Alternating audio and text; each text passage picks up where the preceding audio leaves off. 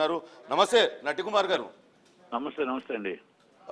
Phone line లో అందుబాటులో ఉన్నారు ప్రస్తుతం. సార్ చూస్తున్నాం, సమంత ఇప్పుడు ఒక ట్వీట్ చేసింది. సమంత ఇప్పుడు ఈ కమిటీ ప్రస్తావన తీసుకురావడానికి ఏంటి రీజన్ ఏముంటుంది అనుకుంటున్నారు మీరు? సార్ కమిటీ ఆల్రెడీ 2019లో వేయడం జరిగింది. ఓకే. అప్పుడు జీవిత రాజశేఖర్ గారు సెక్రటరీ, మా అసోసియేషన్ సెక్రటరీగా ఉన్నారు. నేను అప్పుడు మామూలుగా సెక్టార్ చైర్మన్ గా ఉన్నాను.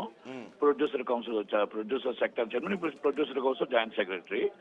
అప్పుడు ఆ రోజు మొత్తం టోటల్ గా అందరం, అరవింద్ గారు అవ్వచ్చు, సురేష్ బాబు గారు అవ్వచ్చు, మేబీ కేఎల్ నారాయణ గారు అవ్వచ్చు, ఆల్ 20 మొత్తం అన్ని క్రాఫ్ట్స్ కూర్చొని మనం టోటల్ గా ఏమేమి కావాలి, ఇప్పుడు లేడీస్ కి ఏమేమి ఇబ్బంది పడుతున్నారు, షూటింగ్ లో ఎక్కడ ఇబ్బంది పడుతున్నారు, ఆ ఇబ్బందిని ఏ విధంగా చేయాలని ఒక కమిటీ వేసామండి. అప్పుడున్న యాక్టివ్ పర్సన్స్ స్వప్న దత్ గారు, అప్పుడు సుప్రియ గారు, జయసుధ గారు, జీవిత రాజశేఖర్ గారు, ఇంకా మేబీ ఇంకొకటి మొత్తం 8 మంది కలిపి వేసామండి కమిటీ. ఆ కమిటీలో ఏంటంటే ఎవరైనా డైరెక్ట్ గా అంతర్గత ఫిర్యాదులు చేసుకోవచ్చు. మీకు ఇబ్బంది కలిగిందంటే వాళ్ళకి ఒక టోల్ ఫ్రీ నెంబర్ పెట్టి ఈ విధంగా మీరు చేసుకుంటే అంతర్గతంగా ఇంటర్నల్ గా మీకు ఆ పేరు బయటకు రాకుండా ఎవరు తప్పు జరిగింది, ఏం జరిగింది, మీకు ఏ కష్టం ఉందో చెప్పుకోవడానికి అనేది మనం చెప్పడం జరిగింది. ఆ మీటింగ్ లో అప్పుడు ఆ రోజున్న ప్రాబ్లమ్స్ ఏంటంటే జూనియర్ ఆర్టిస్టులకి ఒక సౌకర్యం లేదు. చెట్టు కింద కూర్చొని వాళ్ళు ఎక్కడైనా వాష్రూమ్కి వెళ్ళాలన్నా బట్టలు మార్చుకోవాలన్నా చాలా ఇబ్బందులకు గురవుతున్నాము. భోజనాలు కూడా మేము తినడానికి చెట్టు కిందే తినవలసి వస్తుంది. ఇవన్నీ కష్టాలని అప్పుడు కొన్ని మొత్తం టోటల్ గా ఐడెంటిఫై చేయడం జరిగింది. ఆ రోజు ఐడెంటిఫైలో దేవి గారు అవ్వచ్చు, లేకపోతే సంజయ్ గారు అవ్వచ్చు, ఇంకా చాలా మంది అప్పుడు ఉన్నాయండి, సలహాలు ఉన్నాయి. అవన్నీ కూడా చాలా మంది అంతర్గతంగా చాలా మంది ఇచ్చేటప్పుడు దాన్ని ఏంటంటే మస్ట్ అండ్ సూట్ వాష్రూమ్స్ ఉండాలి.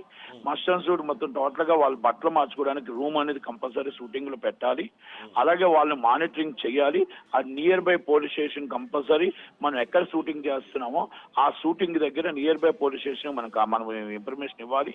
ఆ ఇన్ఫర్మేషన్ ఇది ఆల్రెడీ మనం టోటల్ గా ఏదైతే వాళ్ళు సెక్యూరిటీ ఉందో పోలీసులు సెక్యూరిటీ ఆటోమేటిక్ ఇవ్వాలి. కమిటీ ఇన్ని సిఫార్సులు చేసింది, నిజంగానే మీరు ఇంప్లిమెంట్ చేశారా?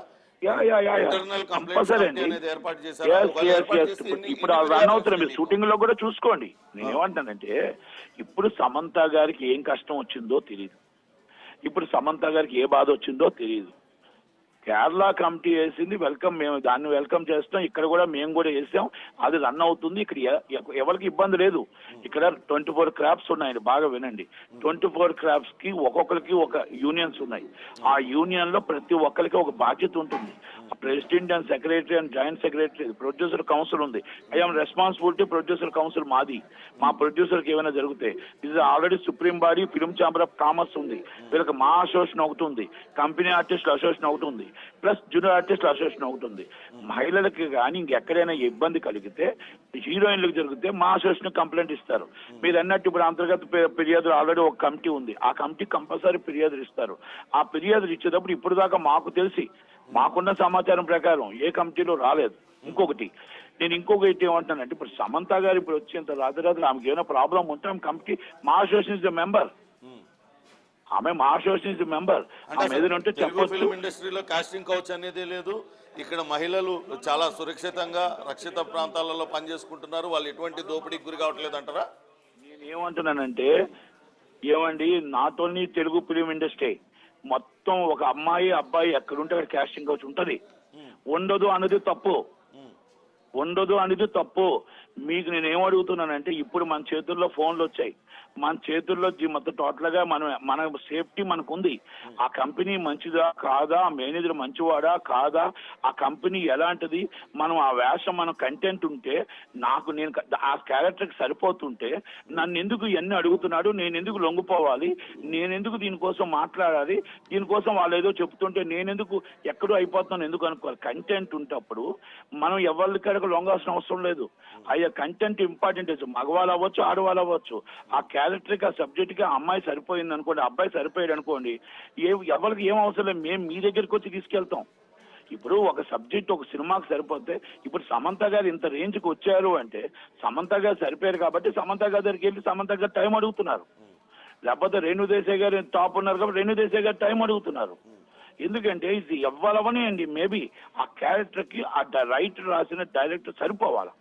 అంతే. ఒకవేళ సరిపోకుండా ఆ మేనేజర్ ఏదో తప్పుడు సమాచారం ఇచ్చి నువ్వు ఇదో నీకు వేషం ఇస్తానని చెప్పి, ఆ డైరెక్టర్ ఏదో వేషం ఇస్తానని చెప్పి ఎవరైనా ఆ తప్పుడు మాటలు ఆడుతున్నప్పుడు మీరెందుకు లొంగుతున్నారు? మీరెందుకు మాట్లాడుతున్నారు? చెప్పుతో కొట్టాల్సింది ఇమ్మీడియట్లీ మీరు కంప్లైంట్ మా అసోసియేషన్ పెట్టచ్చు, మీ అసోసియేషన్ జూనియర్ ఆర్టిస్ట్ అసోసియేషన్ పెట్టచ్చు, మీ కంపెనీ ఆర్టిస్ట్ అసోసియేషన్ పెట్టచ్చు, ఇస్ పోలీస్ స్టేషన్కి 100 కాల్ చేయొచ్చు. అంటే మీకు ఆల్రెడీ అన్ని ఉన్నాయి కదా.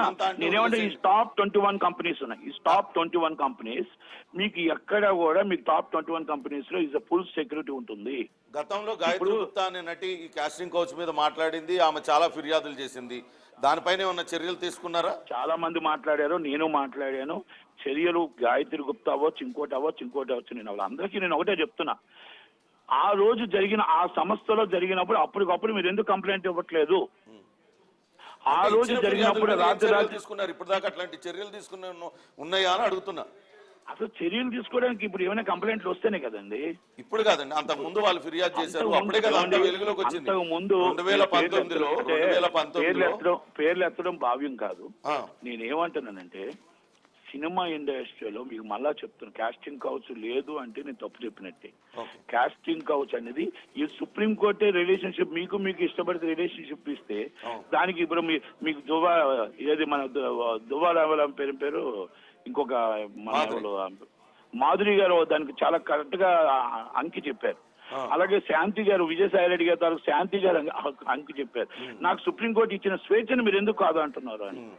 ఇప్పుడు అలా మాట్లాడుతున్నప్పుడు ఆలకాలకు ఇష్టపడుతున్నప్పుడు ఎవరేం చేస్తారంటే డైరెక్ట్ మ్యూచువల్ కన్సెంట్ సెక్స్ గురించి కాదండి మాట్లాడేది. నీకు నేను అవకాశం ఇస్తున్నా కాబట్టి నేను అదే దానికి వస్తున్నానండి. మీకు ఎన్ని వచ్చేటప్పుడు వాళ్ళకి ఇప్పుడు ఆ రోజు అక్కడ కంప్లైంట్ అమ్మాయి ఇచ్చింది అనుకోండి, అన్యాయం జరిగిందని, ఆ అమ్మాయికి ఇదిగో ఇది బాధ జరిగింది, వాష్రూమ్ లేదు లేకపోతే ఇంకొకటి లేదు అంటే ఆ ప్రొడ్యూసర్ మీద మేము యాక్షన్ తీసుకోవడానికి అవకాశం ఉంటుంది, ఆ డైరెక్టర్ మీద యాక్షన్ తీసుకోవడానికి అవకాశం ఉంటుంది, ఆ మేనేజర్ తప్పు చేస్తే మేనేజర్ మీద యూనియన్ ఉంది యాక్షన్ తీసుకోవడానికి అవకాశం ఉంటుంది. ఇప్పుడు అక్కడ మీకు ఆ రోజు ఆ కంప్లైంట్ రాకుండా ఒక 6 నెలలకు 2 సంవత్సరాలకు 3 సంవత్సరాలకు కంప్లైంట్ వస్తే మేము ఎలాగే ఐడెంటిఫై చేస్తారు చెప్పండి, ఎవరైనా సరే. మేబీ నేనేమంటున్నానంటే మీకు ఒక కమిటీ అనేది 2019 కమిటీ యాక్టివ్ ఉంది. ఇప్పుడు ఆల్రెడీ స్వప్న దత్ గారు యాక్టివ్ ఉన్నారు, సుప్రియ గారు యాక్టివ్ ఉన్నారు, అలాగే జీవిత రాజశేఖర్ గారు యాక్టివ్ ఉన్నారు. కమిటీ రిపోర్ట్ ఆల్రెడీ గవర్నమెంట్ కి కూడా సబ్మిట్ చేశారండి. ఆల్రెడీ మా అసోసియేషన్ ఛాంబర్ ఆధ్వర్యంలోనే ఉంటుంది.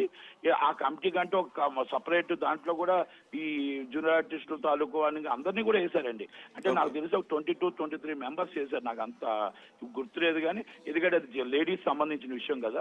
ఆ రోజు మేము కూర్చునేటప్పుడు మొత్తం ఎంటైర్ అందరూ 24 క్రాఫ్ట్స్ కూర్చునేటప్పుడు ఎవరెవరు వేయాలి అనేది మనం యాక్టివ్ ఉన్న షూటింగ్స్ ఎవరైతే యాక్టివ్ చేస్తున్నారో, ఎవరైతే యాక్టివ్ గా ఉన్నారో వాళ్ళని వేయటం జరిగిందండి. అది ఇప్పుడు మన తెలుగు ఇండస్ట్రీకి తప్పుడు సమాచారం ఇవ్వకూడదు సమంత గారు, ఇవ్వకూడదు. ఎందుకంటే ఆమె తెలుగు ఇండస్ట్రీ నుంచి టాప్ కి వెళ్ళింది. ఓకే, ఆమెకి అంతర్గత విభేదాలు ఏమొచ్చాయో ఏమో, వాళ్ళు ఇంటర్నల్ ఆల్రెడీ ఆఫీషియల్ గా డైవర్స్ తీసుకున్నారు, ఐ నో ప్రాబ్లం.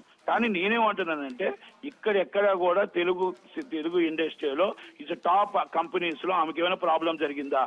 ఆ రోజు ఆమె ఎందుకు చెప్పలేకపోయింది? ఆమెకి ఇబ్బంది వచ్చిందా? ఎందుకు చెప్పలేకపోయింది? ఈ రోజు ఎందుకు ఆమె బయటకు వచ్చి ఎక్కడ చెప్పలేదండి అమ్మా? అక్కడ వేసిన కమిటీ రిపోర్టు ఏదైతే కేరళలో ఇచ్చారు కమిటీ రిపోర్టు, ప్రభుత్వం దానిపైన స్పందించింది. కానీ ఇక్కడ కూడా కమిటీ రిపోర్ట్ ఇచ్చింది, దాన్ని ఎందుకు బహిర్గతం చేయలేదు అని ప్రశ్నిస్తున్నారామా? కమిటీ రిపోర్ట్లు ఎప్పుడు కూడా అంతర్గతంగానే ఉంటుందండి. కమిటీ రిపోర్ట్ బహిర్గతంగా చేయడానికి కమిటీ రిపోర్ట్లు ఎక్కడైనా సరే ఎవరైనా కంప్లైంట్ ఇస్తే అవతల వాళ్ళ మీద వాళ్ళ పేరు గోప్యంగా ఉంచుతారు. వీళ్ళ పేరు మలయాళ చిత్ర పరిశ్రమలో 223 పేజీల కమిటీ రిపోర్టు హేమ గారు ప్రభుత్వానికి ఇచ్చారండి. అక్కడ ముఖ్యమంత్రి పినరయి విజయన్కి ఇచ్చారు. అందులో చాలా స్పష్టంగా కొంతమంది పేర్లు, ఇప్పుడు సిద్దికి గారు కావచ్చు, ఇంకా వేరే వాళ్ళ పేర్లన్నీ కూడా ప్రస్తావించారు. వాళ్ళ చేత అటు ఎక్స్ప్లాయిటేషన్కి గురి కాబడ్డ వాళ్ళని కూడా అందులో ప్రస్తావించారు. ఎటువంటి చర్యలు తీసుకోవాలనే దానికి కొన్ని సిఫార్సులు చేశారు. దానికి ప్రభుత్వం సరే అంది. మీరు కూడా చెప్తున్నారు ఇక్కడ టాలీవుడ్లో కూడా మీరు అందరూ కమిటీ వేశారు, దాదాపుగా ఇంకా కమిటీ యాక్టివ్గా ఉంది, కమిటీ రిపోర్ట్ కూడా ఇచ్చామని చెప్తున్నారు కదా. కమిటీ ఇచ్చిన రిపోర్ట్ పైన ప్రభుత్వం స్పందన ఏంటి? ప్రభుత్వం ఏమైనా స్పందించిందా? ఇటువంటి చర్యలు తీసుకోవాలని ఏమన్నా మీకు చెప్పిందా అంటున్నా? ప్రభుత్వం సపోర్టెడ్, బిఫోర్ ప్రభుత్వం సపోర్ట్ ఉంది, ఈ ప్రభుత్వం సపోర్ట్ ఉంది. ఏమంటే ఆడపిల్లలకు అన్యాయం జరిగితే ఎవరు ఒప్పుకునేది ఉండదు, ఉపేక్షించేది లేదు. ఎవరైనా ఆడపిల్లను తప్పు చేస్తే కంప్లైంట్ వచ్చిన మరుక్షణం 20 minutes లోపల మేము యాక్టివ్ అవుతాం.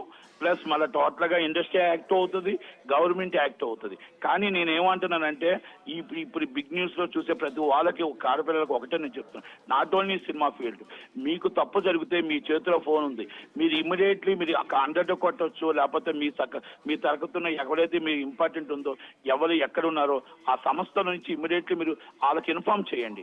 మీకు బయట మా సినిమా ఫీల్డ్ అనుకోండి, మీ ప్రెసిడెంట్ సెక్రటరీ ఉంటారు, మీకు అసోసియేషన్ మేనేజర్ ఉంటారు, డిఫరెంట్ శాఖలు ఉంటాయి. మీకు ఏ శాఖ తప్పు చేస్తే హైయెస్ట్ కూడా మీరు ఛాంబర్ సపోర్ట్ కంప్లైంట్ చేయొచ్చు, మీరు లేకపోతే మా అసోసియేషన్ కంప్లైంట్ చేయొచ్చు. మీరు ఆల్రెడీ ఇక్కడ ప్రెసిడెంట్